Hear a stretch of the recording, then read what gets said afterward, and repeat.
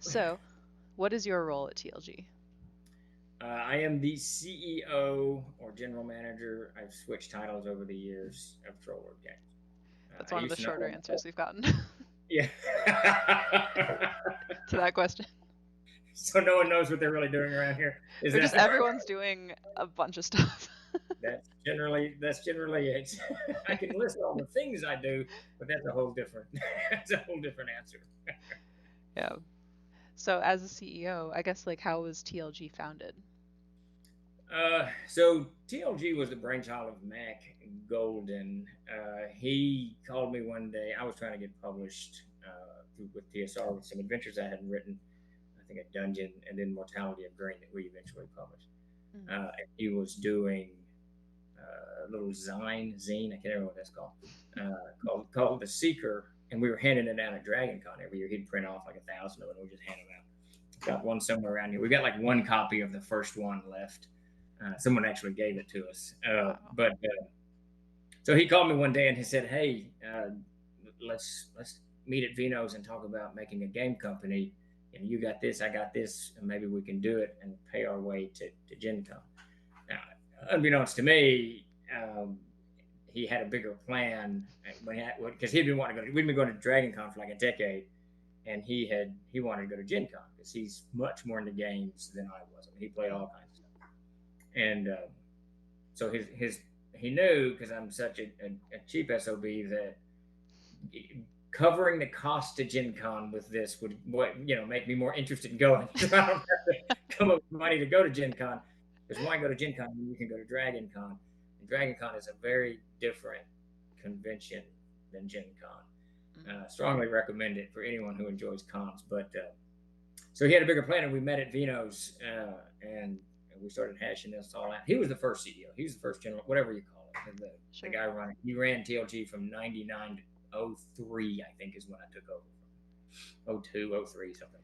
And '04 was when we started publishing Castles and Crusades. Yeah, at the very end of so it must have been '02 that he stepped down. I can't remember. His practice. He's in the legal profession. His practice began picking up. And he and Laura had a child, and it was just too much goobly Yeah. goo.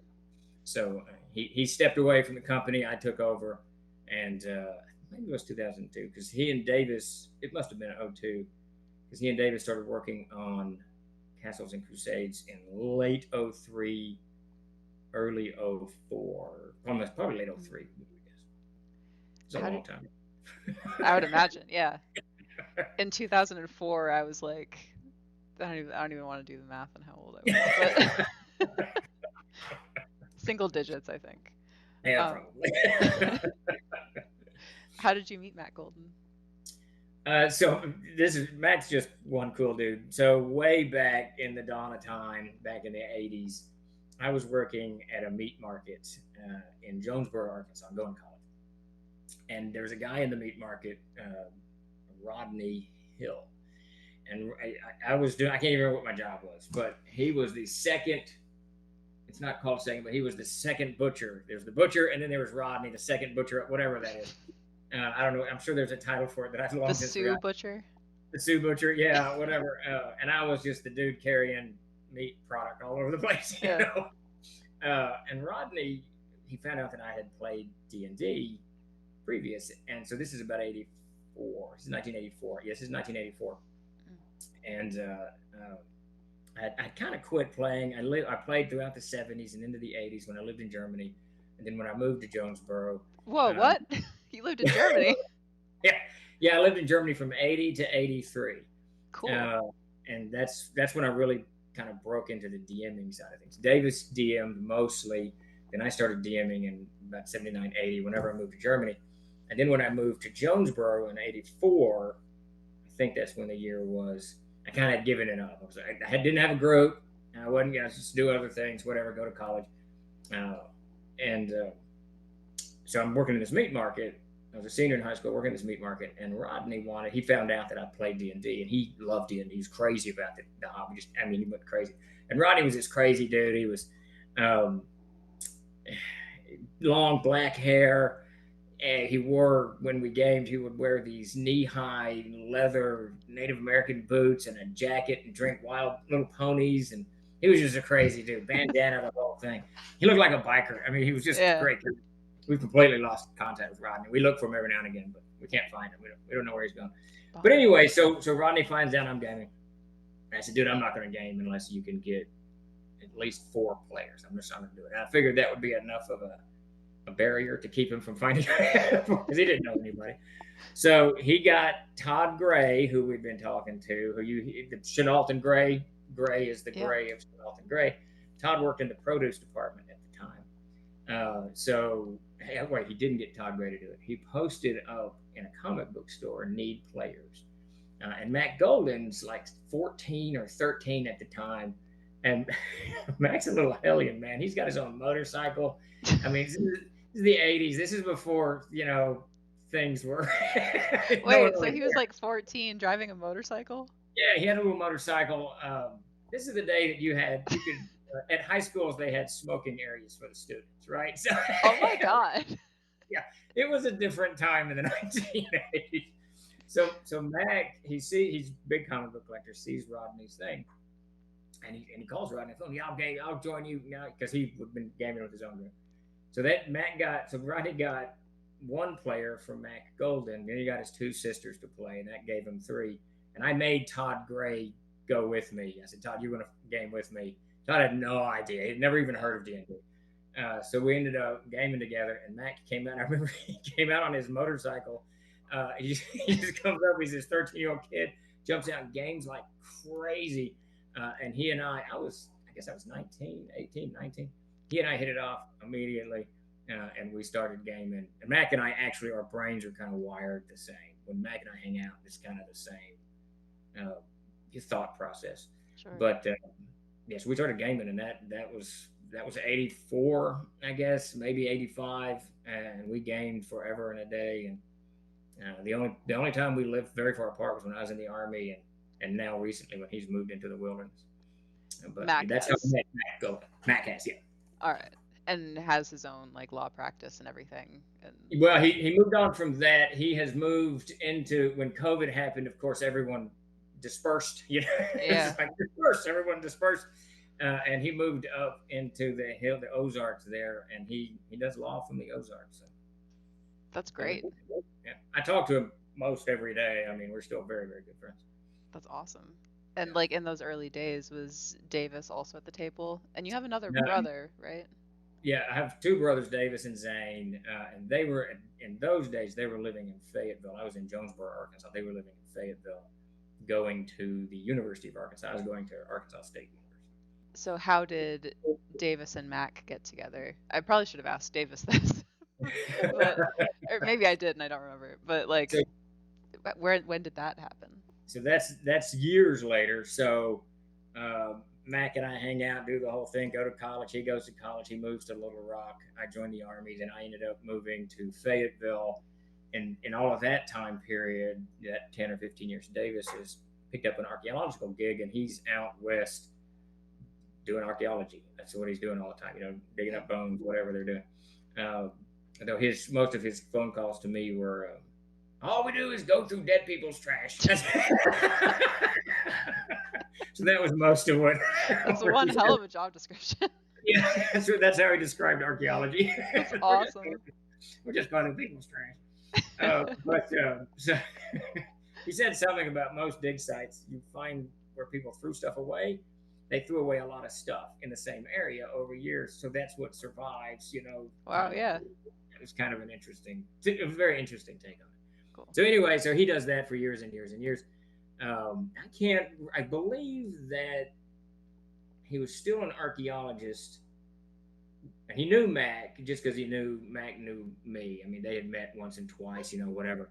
I think he was passing through town on his way to a gig. Mac and I had met once at Vino's and were discussing this, and everyone knew in my gaming group. Mac taught everybody knew that Davis and I had gamed for years, before I met any of them. So, Mm, and Davis is still my favorite DM, and everybody knew kind of the legend of Davis's DMing, right? So, yeah, so when Davis blows through town and he crashes with me, which he would do, he didn't really have a home. He would just come stay with me for a couple of days while he regrouped from one gig to the next, and then go on and do that type of thing.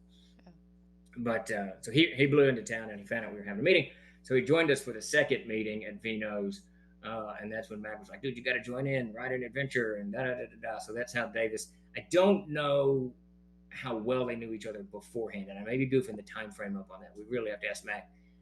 But then Davis ends up marrying a local, and they bought a house like across the street and one up from Mac, and that's how they ended Oh, up. They were wow. neighbors for years, so several years, 2 or 3 years. That's cool. Yeah. What was it like living in Germany? Germany was a blast. I lived there from 80. My dad was in the army, so we moved there in 1980, and I lived there until 83, I think. Mm. It's all hazy at this point. I get all those years. I'm pretty sure it's 80. But I you were did like a my teenager? I was eighth Yeah. grade, ninth grade, and 10th grade there, which is really your prime. You don't have to worry about what's coming because you're Yeah. a senior. You're in the thick of it. It was a blast. I mean, I had a gaming group. I gamed all the time, but I was also a little bit of a ruffian. I got into a little bit of trouble here and there, but we had freedom in those days. You're 14, 15, you leave the house. No one cares. They're not asking where you are. Just Be back wandering. before the streetlights are on. That's this whole thing right Yeah. there. I actually was late so often for dinner, and my mom, and God bless her, she was a great mother. But if you missed dinner, you didn't get dinner, and there wasn't snacks. The house wasn't filled with snacks. Sure. But I kept missing dinner, so she bought me. I still got it somewhere. She bought me a clock with an alarm on it, and so it would set off 5 minutes before dinner, so I'd have to run home and get Wow, it yeah. because I was always out with my boom box, sitting around listening, And the bell listening to. bottoms. Oh, I love bell bottoms. They were kind of over by the early '80s, but I was in the late '70s, and when I wore bell bottoms, the bell had to completely cover the shoe, or it was not a proper bell bottom. Yes. Yeah. I had the collars too, big collars, and I wore 3 or 4 necklaces. Mostly my zodiac sign was on there, but Wow. yeah. Which is Cancer. Yeah. I'm a Cancer Are you? too. Are you really? There you Yeah. go. Yeah. When's your Interesting. birthday? June 24th. Awesome. And when is your birthday? July 5th. Oh, there you go. There you Nice. go. 2 cancers and the troll dens. And I think Mel is one too. Oh, there So you you get go. That's three, yeah. true. The Legion grows. That's right. So was it always like D&D at first? Like was that your game of choice growing up? Yeah. So at the very, very beginning, Davis had me playing. We shared a room together as kids, and we played war games, Avalon Hill board games, the little chip-based maps, and we played those. Um, and then in '75, I think, maybe in '74, I'd have to. I'm not sure. I think '75. Anyway, doesn't matter. One of my dad's soldiers was hardship touring to Korea, and when you hardship tour, you can't take anything with you. It's Mm. what you've got.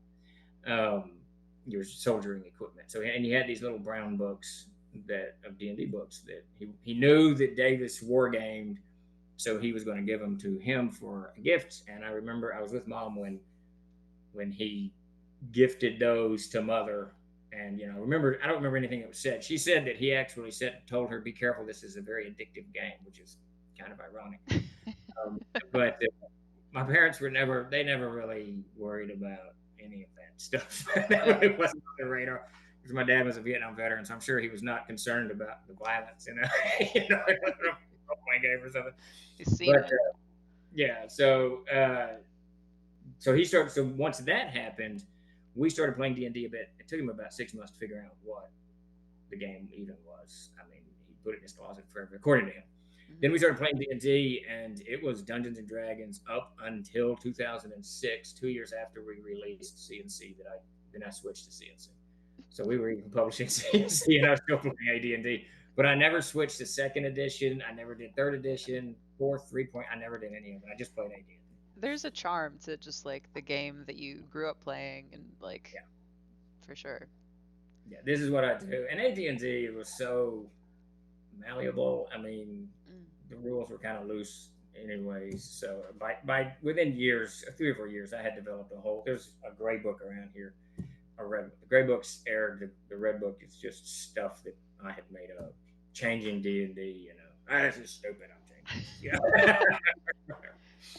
Man, so even then there was kind of this like revising the rules and like changing Oh yeah. stuff. I know it was Davis and Mac who mostly wrote C&C, but like do you feel like I guess how involved were you in like writing C&C? So in the development of the Siege engine, zero. I shouldn't say zero. It was not less than zero, but just barely. My whole role in that process was Davis and Mac would develop whatever rule it was, and my role was they sent it to me, and if I could read it and understand it in the first pass, it made it into the book. If I could not, they had to rewrite it, make it simpler. 'Cause- Copy editor? yeah, I guess. yeah, sort of. So when the Monster Manual came out in '78, is that right? I remember Davis. I remember I was with him when he bought it. We bought it at Sears. I remember that. I think he paid $9 for it. Wow. And then he merged that with the little brown books, and then I think the Player's Handbook was next. So we had those books as soon as they came in, right? Mm. I never read them. I still to this day have never read the DMG, the Monster Manual, or the Player's Handbook. I've read pieces of them, but I remember when Davis got the Player's Handbook. I wasn't with him, but I remember I was in Zane's room. We were going to play, and he came in and he gave me the Player's Handbook. He said, "You have to read this before we continue playing." And I remember very distinctly looking at it. I didn't even open it. I'm not reading that. And I gave it back to him. so, so I have this long history of not reading rules. They bore the Yeah. living crap out of me. I literally will start reading it. And as Jeremy and Jason and anyone who's developed rules around here know, I drift off real quick. real quick. A lot of So people that will poo-poo that, but I also have not read any of the core D&D books. you don't need to read that stuff. No, because you learn by doing it. You learn by yeah. playing and watching other people play, and then you Yes. just jump in. Yeah, and then I early on I learned that because Mac he did read the books cover to cover, and when I started DMing Mac, he had the Monster Manual literally memorized all the content. So I would say you're fighting whatever monster to pull out, he would know its hit dice, its armor class, its movement, the description and Yeah. all that stuff. So I immediately began changing things to counteract Mac's knowledge, and whether that led to or already that was already part of a because I didn't design CNC. I was certainly redesigning AD&D from the absolute get go. I Yeah. mean, there's things I didn't like, or things I wanted to change, or whatever. And like you said, you learn as you go, and you read something, you go, okay, I might do that, but this sounds cooler, Right, or right. more realistic, or whatever you're going for. Yeah. I guess that kind of leads. I was wondering, like, either in business or in writing, in game design, just as a person, are there any like principles in particular that guide you? Um, well, business the business would probably be a little bit different than writing. Um, Sorry. I don't know if there was an overriding principle. I treat everything as work, and not in a bad sense. Not in that I know Yeah. it's very popular in all generations. Nothing is new. People complaining about I don't want to work the 9 to 5. Yeah, we've been listening to that since the last quarter of a million years. Whatever. No one wants to do that. Oh That's yeah. crazy. That's just nuts. But I try to take what I'm doing, not treat it as a hobby. Because as soon as you get into the mindset, this is what I'm doing for a hobby. It's a Yeah. hobby, and you're not taking it seriously. So I guess that would be the one overriding principle for all three of those things. Now I do them very differently.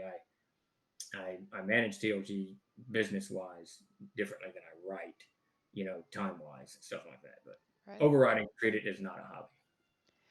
That's something that, so I got that advice when I was like, I think 16 or 17. And that's the best advice that I've gotten for like writing and just doing something strange Yeah, professionally ever. Because being able to like build that discipline and like let that be the thing that carries you forward rather than just, I like this, which is also right. powerful. Passion certainly has a huge part to do with it, but Yeah. if you can't, force yourself to get up in the morning and do it, um, then well, it's never going to get done. You need to be passionate about, not getting it Yeah. done, I suppose. But, Is that how you write so much? Uh, yes, I can write a lot when like the Uric and Ava stories is what I'm working on now. I can write that stuff very fast because it kind of just unfolds in my head. I really don't have any kind of outline. I'm kind of just letting the characters tell me the story, if that makes sense. It sounds a little weird, but No, I get um, it. yeah, I just let it kind of flow, and I can write very very fast when I do that. A little bit harder to do things like adventures because you've got to. If I'm writing an adventure for castles and states, you kind of got to make sure that both sides of the screens know what's going on, so you can't just tell the story. Y- But you'll see in both Davis and Mai's in our adventures, there's a whole lot of just story that is not relevant to, to what the players should be doing. you know. Well, I feel like when you're writing an adventure, and you have obviously way more experience with this than I do, but my perspective on it is like if you're writing an adventure, you write just what happens. And if you're writing a story, you're telling a story.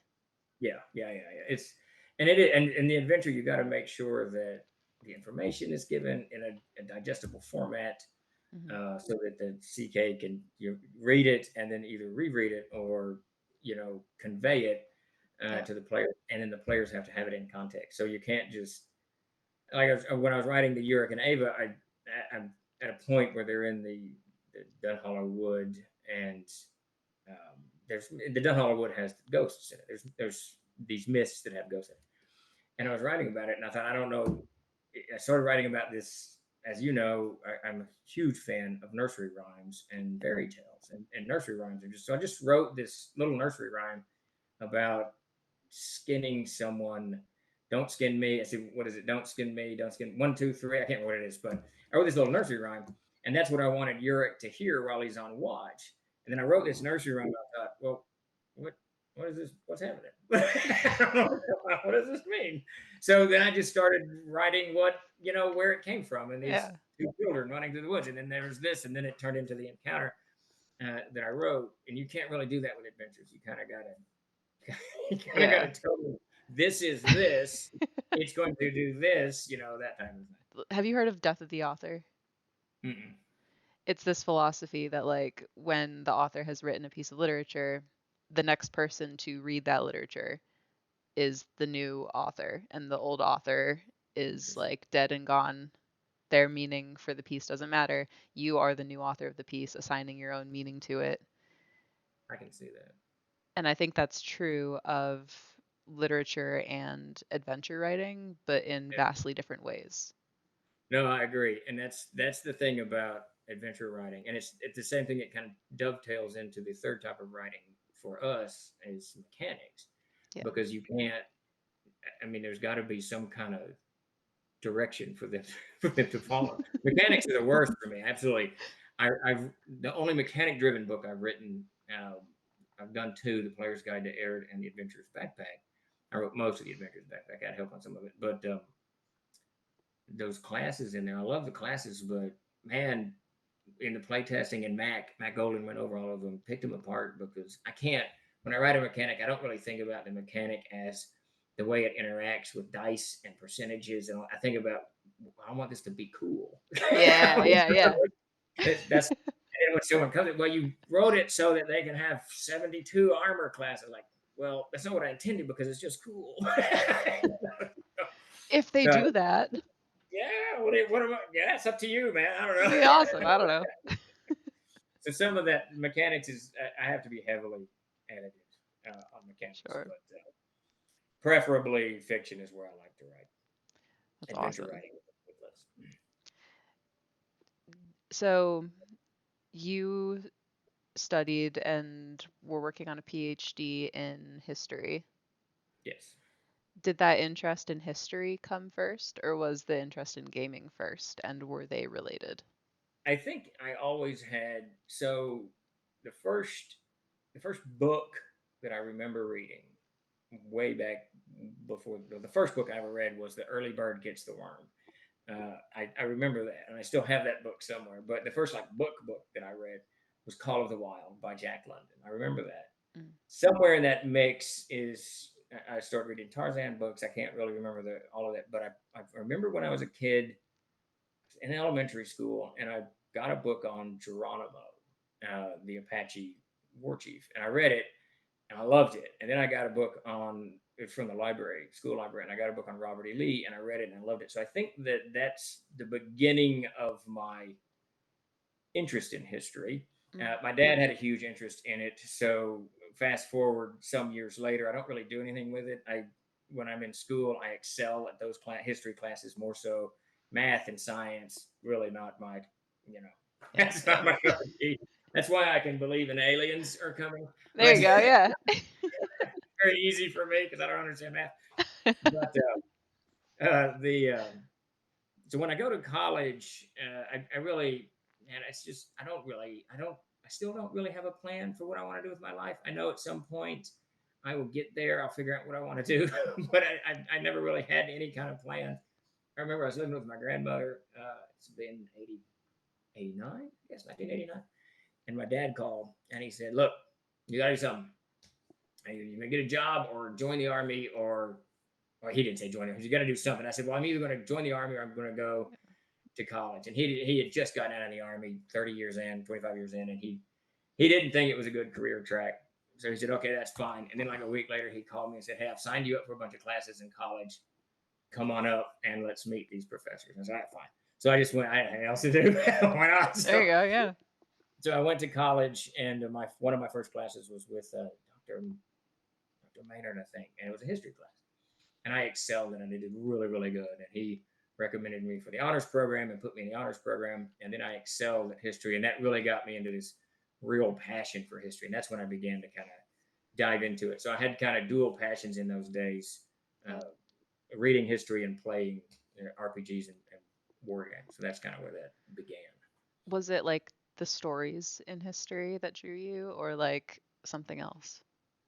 I think at the legacy probably more than anything, and it really goes back to that Geronimo. If you read a history of Geronimo, he might be the badassest human to have ever existed. I mean, and I know in the Apache nations, some people love him, some people don't. There's a lot of controversy around this individual, but this Sure. dude, he had like 18 people in his band, and I think it's like 7 warriors or something.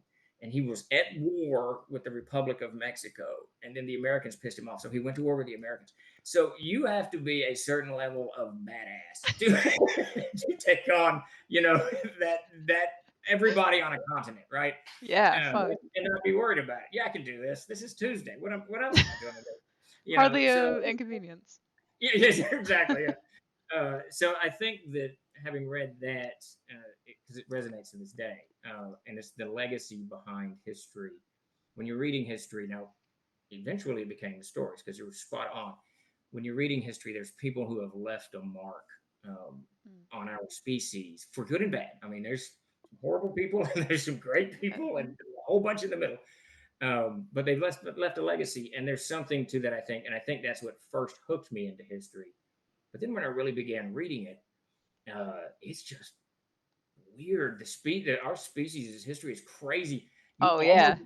yeah, it's nuts. You almost can't invent stuff crazier than has actually happened to humans, in this long ass journey that we've been on. Yeah. Um, and that's just the recorded, no telling what, you know. Yeah. Yeah. On that note, do you believe in aliens You know, or ghosts or like all of that stuff? so I don't ever like to say I believe or don't believe in anything. I don't really think about much. I think that's Gnosticism. Is that what that is? I don't think about it Yeah. much. I call myself like an optimistic agnostic or a hopeful There, agnostic.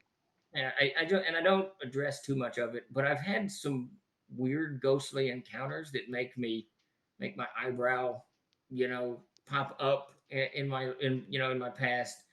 And for the alien thing, so I was talking to a good friend of mine, Bill Webb, and Bill Webb's president of Frog God Games. Just one of the nicest, coolest people I've ever met. Yeah. Just great. But what is his? He's an engineer, but he's also got physics. I don't know, whatever. He's got lots of science, right? Lots of not me. So, The other and we're puzzle piece.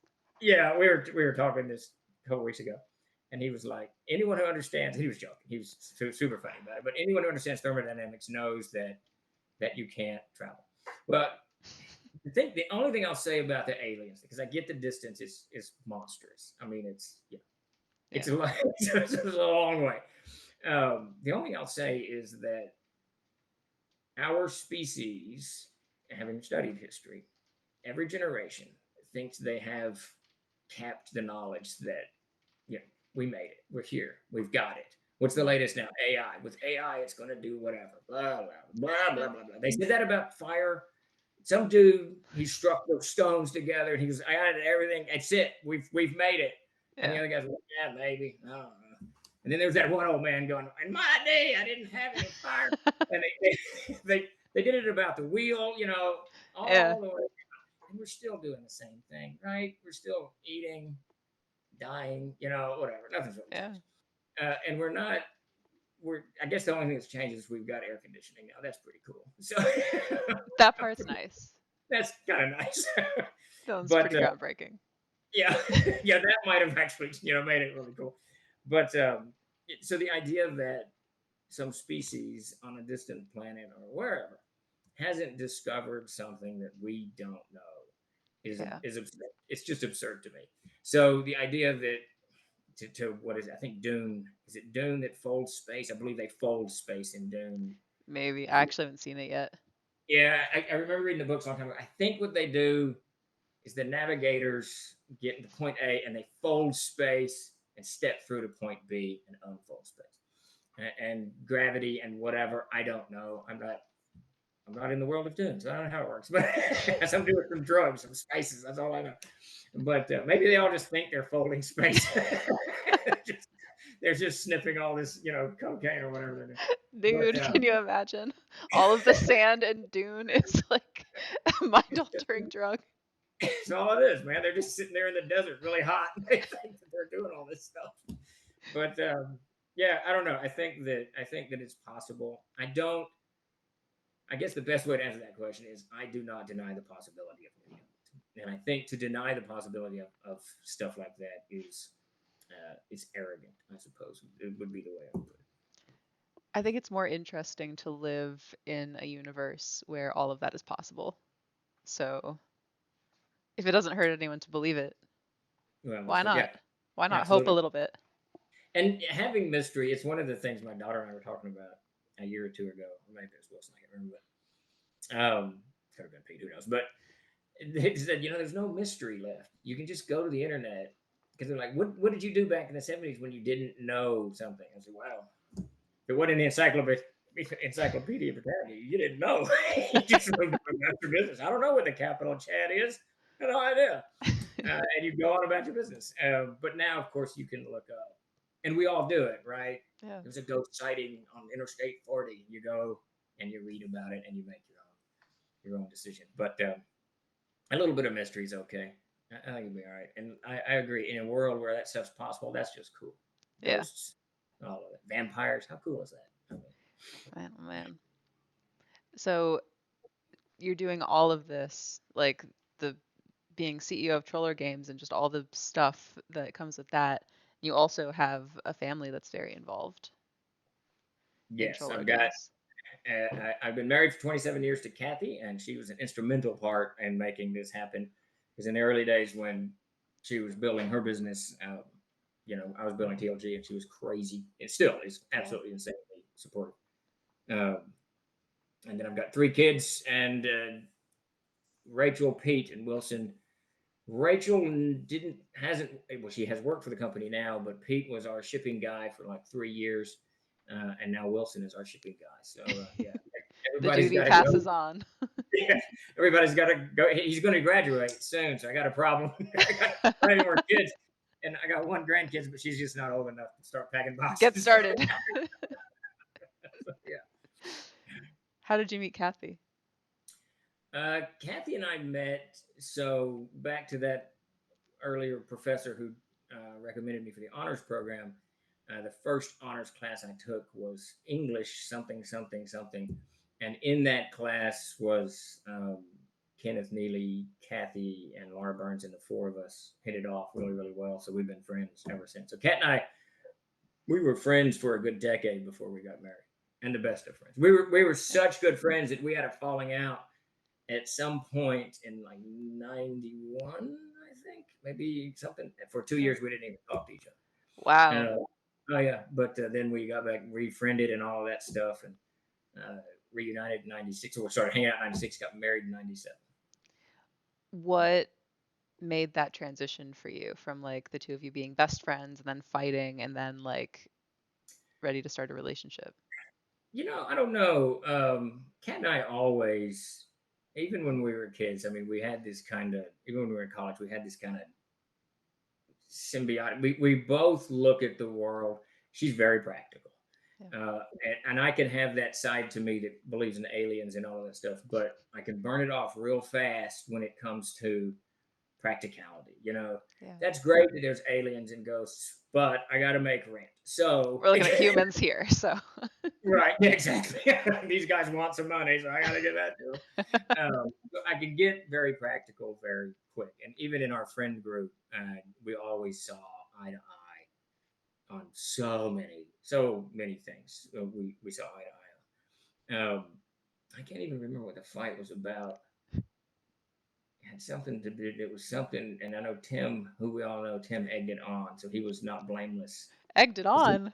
Oh yeah, I'd have to it had something to do with Penthouse magazine, but I can't remember what. I think maybe it's Playboy. I'll have to ask Kat what it was, but Yeah. I'm sure she remembers, and I'm sure Tim does.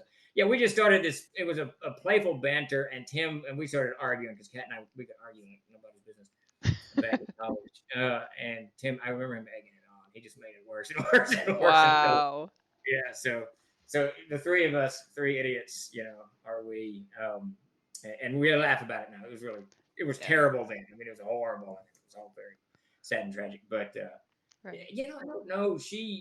I had just gotten divorced, and I was I was living in the back of a comic book shop. I think when I got divorced, I was homeless for a little while. Sure. And so I lived in a comic book store. The guy who owned it, I managed to let me live in the back of it, and Kind of a let cool setup. I don't know.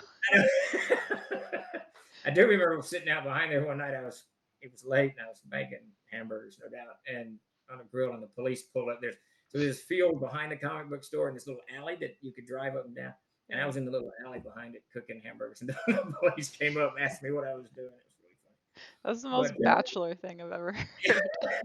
But that was the day that when I moved into that store because I had to shower in the sink. There was no shower, right? Yeah.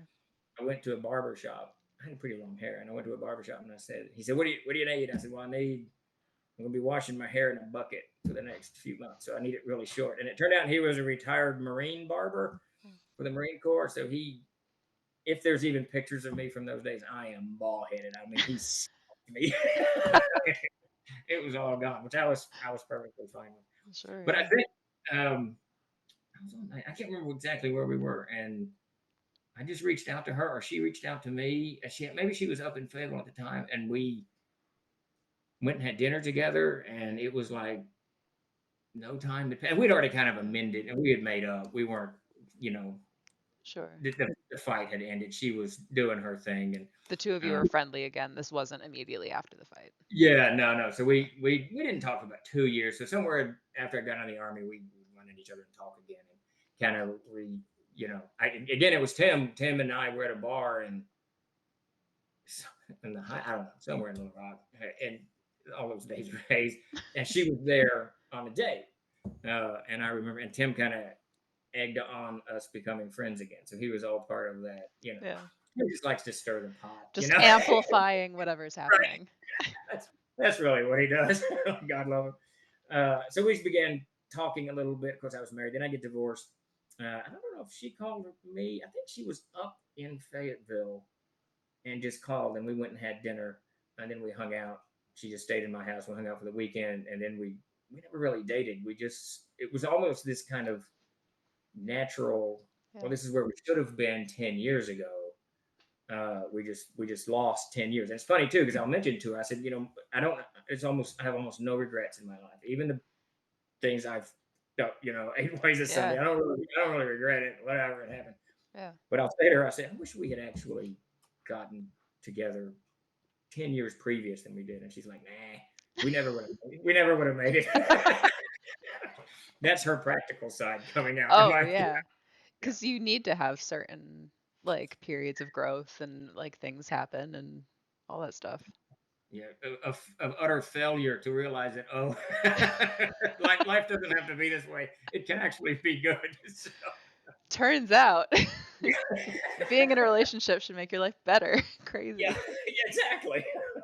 I will Um, say my divorce was hilarious because we were married 4 years, and then this is not Kathy, obviously, it's yeah. Kim, and we were married 4 years, and we separated. And I moved out to live with Tim. I was in Arkansas. I moved to Maine to live with Tim, Yeah. and I think we were gonna. The whole purpose was I was going to move to Tim's, and he and I were going to get jobs on the fishing boats. We never quite got past the bars. That's so we were in Portland on the coast, on the wharfs or whatever they're called. I don't recall, but we never got actually to a boat. So I stayed there for like 3 months or 4 months or whatever it was. Yeah. And Kim called and she said, "Hey, let's get back together." I said, "Okay, we'll get one more try." So I drove back, and walking in the door, and she was watching ER. It's no greeting, no nothing, just nothing. And then I was taking a bath, and I asked her to come in, and she came in. I said, "I think I want a divorce." She goes, "Yeah, I want a divorce too." I said, "Why did I come all the way back from Maine?" But it was a very amicable divorce. I moved her out Yeah. like 2 weeks later, moved her into her new house, and got her, set her up and all that stuff. But it was I think funny. that's the best it could probably go. Yes, there was no anything. Yeah. Yeah. Aside from the miles driven. Yes, that was a little, That is that's a so little funny. annoying. That night. Yeah. She's like, Yeah. wait, Oh, no, yeah. never mind, never mind. Abort, abort.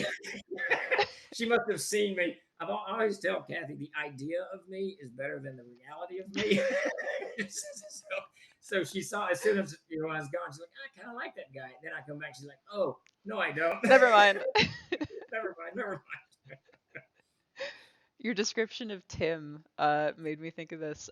Um, are there any characters or gods in Aird that are based off of real people? Because that sounded very Narhite. Okay, so no, Tim's not Narhite, but Tim is literally in the Codex of Air. Now I may have cut him, maybe not. So it in to the fishing boat thing in the original Codex of Air. Now I'll have to find this. I think it's still in the one we publish now. There's two characters, and they're fishing boat captains they're fishermen on a fishing boat in the inner sea, and their name, I think it's Tim the Mage and Kenneth, and they had developed this way to freeze fish, and they're just a couple of drunken fisher boat captains in the inner sea, and that's Tim and Kenneth. That's That's awesome. yeah. There's a lot. There's my sister's in there. There's a princess. Uh, let's see, Nikki's in the mountains. Rachel, my daughter, her first word was shoes, and Her first word was shoes. yes, the child was obsessed with shoes, and she Oh, still loves shoes. Yeah, oh yeah, that's so sweet. yeah, oh yeah, it was shoes, and so I wrote a story of a princess who got the dwarves to build her a tunnel beneath the mountains, and she lost her shoes in the route. So there's these magical shoes involved, and that's Yeah. Rachel. Wilson's in there with the creek. Pete's in there. He's got the river. Yeah, there's all kinds of folks are in there. I love Easter eggs like that, and definitely always thought that if I were to like build a setting from scratch, there'd be so many like people. Yeah, it's fun to weave that in there. And at a certain Yeah. point, you start running out of names, and so you just start plucking them. you know, Just from there's the bay. people. There's the Bay of Massal over there somewhere, and that's one of Kathy's best friends. Wow. I remember she was over talking to Kathy while I was working on it. I needed a name for this bay, and I thought, oh, Massal works. Bay of Massal. So that's how that came about. There was a trio of bandits that accosted the party that I was DMing for on Wednesdays, and their names were Marriott, Hyatt, and Weston because there are three hotels outside of my window. Yep, I that's the way couldn't that think of works. anything. Names are very hard. They are, except with the extraordinary book of name. No, that's not the That name. is true. It is an extraordinary book. It is an extraordinary book. Um, Man, so you've talked a little bit about how TLG has kind of like waxed and waned a little bit, and there were Yeah. some periods that were like scary. Yes. What has been the proudest moment of TLG for you? Um, I think that, well, what comes to mind first, and this is always a hard thing that's always kind of hard to zero in because when you start thinking about stuff, there's all kinds of things and there's all kinds of people and I Gary and yeah, I hate the word most or favorite, but yeah, ask those yeah, questions relentlessly. right, yeah. Well, it's one of those things, but I think that if I was to look at what the proudest moment for me personally, Mhm. I can't remember the exact year. I want to say it's 2010 or 11, somewhere around in there. Company was pared down to. I mean, sales were bad. We lost the Gygax licenses, and that we had a huge. That was about 40% of our line. So when we lost that, the revenue dried up. So there was all of that. So it was really a knife fight at that point to just stay afloat. Yeah. So there's no money. Kathy's kept supporting as much, as we could. There's no money floating around. There's a little bit, but not enough to really go. So I sat down, and this is one of the times it never crossed my mind to shut the company down. I've almost shut the company down twice, but those are for very different reasons. And So I sat down and I just went through, and I don't have any business experience. I didn't go to school for marketing or advertising or business or any of that shit. I took one, I think, macroeconomics, and I had to drop it. So, because it was going to destroy my GPA. So, so I wasn't very good at it. So this has all been a steep learning curve for me, trying to figure out how this stuff works. But I sat down with TLG, and for a week or so, 2 weeks, I went through. I mean, I line itemed everything, every dime we were spending, and I began to get really. I'm kind of a cheap person, anyways. Not cheap's not the right word. I'll spend money Frugal. on frugal. Yeah, Yeah. I'm careful where the money goes because I know because I've lost so much of it over the past few decades that it can go very fast. Um, and I just line itemed the whole company, and I cut expenses by I can't remember what it is now, 8 or 900 or 1,100 a month, and I was stunned at how I was able to do that, and that basically saved the company financially because within Yeah. 3 or 4 months, that saved me several thousands of dollars. I could make payroll, and that keeps you in business. Without people, you just have an idea. So, Right, so right. one of the people that are important, and I was able to make payroll, and that was critical to it. So that's probably when I think back on all of the things that I've done with TLG from a personal standpoint. That's one of my greatest accomplishments from a business side. Yeah. Like, was that kind of a new skill for you to be able to like go through and like be really, really like smart about like just the money of the business? Yeah, because I'm kind of I've always been, and this is where Kathy and I both get along and part ways. Her practicality sets in, but I've always been a real mercenary when it comes with money, Mm. and by that I mean I don't care. Even when I had kids, I don't care, and not about the kids, but about the money. Yeah. And the perfect example of this was my 6 week war with American Express. I had an American Express card back in the day, and I remember I spent $700 on it. And Kat and I, we didn't have money. I don't know if it was me or her, whatever we spent money on it, and I couldn't pay it, right? So I didn't. And it's American Express is a charge card. It's not a credit card. You got to pay it. You got 30 days to pay it. Mm. So they slapped late fees and crazy fees, whatever. You know how it is. Yeah. And I remember they doubled the bill essentially within like a month or 2 months or Oof. whatever. And that didn't help me pay it. Obviously, I didn't have 700. I certainly don't have 1,400. Yeah. And I remember the guy calls on the phone. Some guy calls on the phone, and of course, this is in the '90s, so it's much more personal. He calls on the phone and he says, "You need to pay this." And I said, "Well, I'm not going to." And he said He goes, well, it's going to ruin your credit rating. I said, well, I own my truck and house, so I don't care. Go ahead and ruin it away. Carry, There carry you on. go. And so he got to where this guy, it was the same guy, I think his name was Andrew, but he would call every day for about 6 weeks. This one, and I remember early on, I said, "Listen, this is what I'll do because I owe you $700. I'll pay you $700, but I'm not going to pay you. I'm not paying the 1,400." So this goes on and on and on. They've canceled the card at this point, whatever. Yeah. And I remember I was laying in the bathtub. Many things in my life happen while I'm laying in the bathtub. Maybe I should quit bathing so much. That's the But cancer. That's us yeah, being cancers because the best thinking happens when you're in water. yeah, there you go. There you go. So he calls and I answer the phone and he's like, okay, this is what we can do.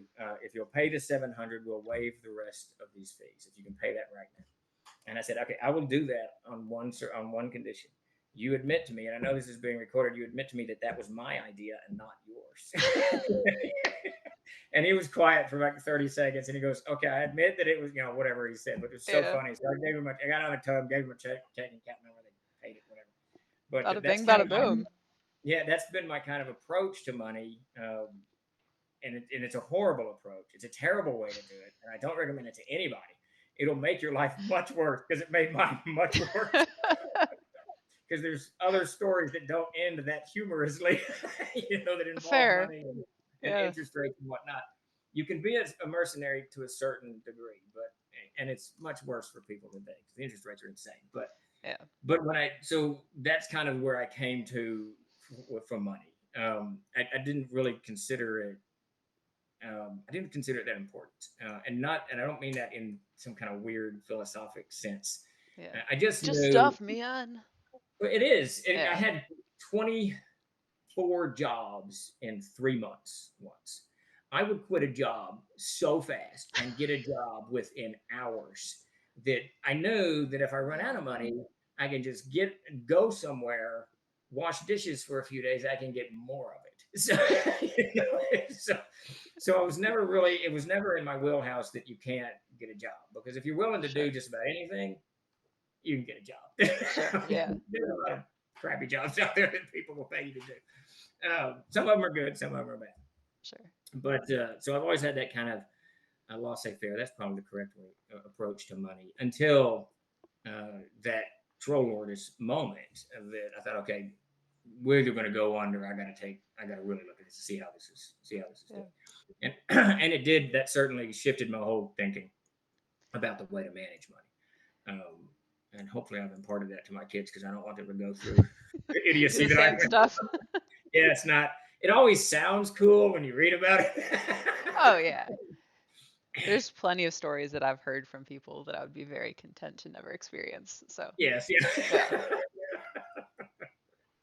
Speaking of, are there any like, and I know that we're kind of running a little bit lower on time here, so we'll finish we it up can we soon, can go as but long as you're comfortable. well, I appreciate that. Are there any like crazy con stories that you love to tell? Because I I know think that my there are a lot of con stories, but I know that sometimes people have like favorites or like, so almost all of my favorite stories involve Davis because he's my brother and we've been tight since we were very. All my siblings are, but Davis and I share the same room. We game, we do the whole thing. So I think the funniest, we were leaving. So in the early days, again with the money, we weren't that concerned about it. But so we're leaving Gen Con, I think. I think it was Gen Con. And it's he and I in the cab of the truck, and we had a metal cash box. This is actually what put in, but this is the first nail in the coffin of the cash boxes. Um, the second was we lost the key to the cash box at a convention, and we had to bust it open with a hammer to get into it. So I was like, all right, we're not doing any more cash boxes. But so I said to Davis, he had just lit a cigarette, and I said, hey, um, we were both smoking in those days. We both quit now, but I said, yeah. hey, how much did we make? What's the take? Because we didn't pay attention to dailies or sales or any of that crazy shit. And he was okay. So he's got the window open about yay wide. I'm doing about 80, 85 down the interstate. It's dark. He opens the cash box. He's got a cigarette here, and he opens the cash box. And that wind, Oh it my just blinds. God. Cash starts going out the window, and it was just flying out the window. It's really funny because I can remember he looked at the cash box, and he looks up, and he looks over at me, and I'm looking at him, and it's like we can't quite understand what's happening for like 20 seconds or whatever. It seemed like much longer than that, but I'm Yeah, sure it was. yeah. One of us finally had to close the window. So we rolled the window up. So we don't really know what blew out the window. It was a That's bunch so of bills. funny. It might have been ones, it might have been 20s. I don't know. Never know. Someone had a great day Yeah, on that exactly. Whoever's interstate. wandering along found this stream of money down the interstate. I That remember sounds like once something looking out of a over. cartoon. Yeah, oh yeah. I remember once looking over at him. Um, He'd fallen asleep in that truck. So it had all these little holes in the cab of the truck, the roof of it, the and the felt or whatever. That and I looked over once, and we were on this bumpy road, and he was smoking again, and he was sound asleep. And every time we'd hit a bump, he'd burn. You know, it's burning holes in it. So yeah, traveling with Davis is it's a hoot. I've heard that. Yes, yeah, Yeah. Well, thank you so much for your time. This has been so much fun. yeah. I love reminiscing about the old days. I really do. Well, we might do more of these, maybe. We'll see.